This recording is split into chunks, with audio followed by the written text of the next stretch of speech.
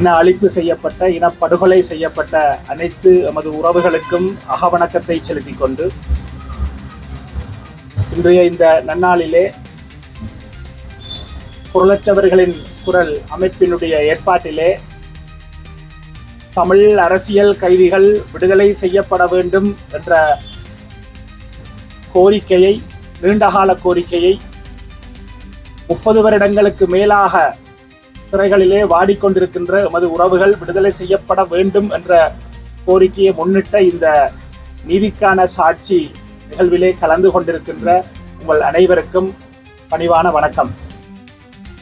30 ஆண்டுகள் என்பது ஒரு மனிதனுடைய பாதி காலம் நிறைவுற்றுள்ளது.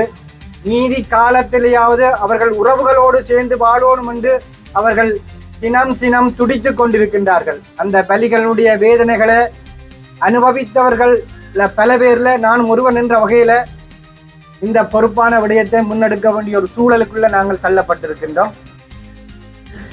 பெருசம்ன்றது கேட்கிறவைக்கு சில வேறு சின்ன விஷயமா இருக்கலாம். எங்கட குடும்பத்துல எவ்வளவு இழந்திருக்கிறார் என்று எங்கட இடத்துல இருந்தாவே பார்க்கணும். ஒரு 30 வருஷம் தாப்பனை இழந்து, தாயை இழந்து, சகோதரத்தை இழந்து எவ்வளவு கஷ்டப்பட்டு கொண்டிருக்கிறேன். சிலவே கேட்கினா திருப்பி இடத்தானே கலைக்கிறான். வேற என்னத்தை நாங்க கேட்க முடியும்?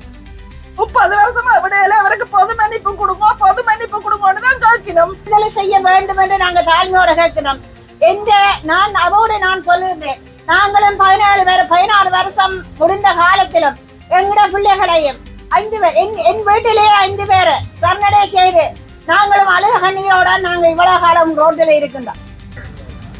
விடுதலை வேட்கையை தங்களுக்கு சாதகமாக பயன்படுத்தி பாராளுமன்ற ஆசனங்களை அலங்கரித்து அதில் இருக்கின்ற நன்மைகளை பெற்று தாங்கள் வாழ நினைக்கின்றார்களே தவிர, இந்த இளைஞர்கள் எங்களுடைய வருங்கால சந்ததி, எங்களுடைய இனத்தை தலைமைத்துவம் கொடுத்து எங்களுடைய இனத்தை வழிநடத்தி செல்லுகின்ற ஒரு வலிமையை எங்களுடைய இளைஞர் சக்திக்கு கொடுக்க தொடர்ச்சியாக தவறி இருக்கின்றார்கள்.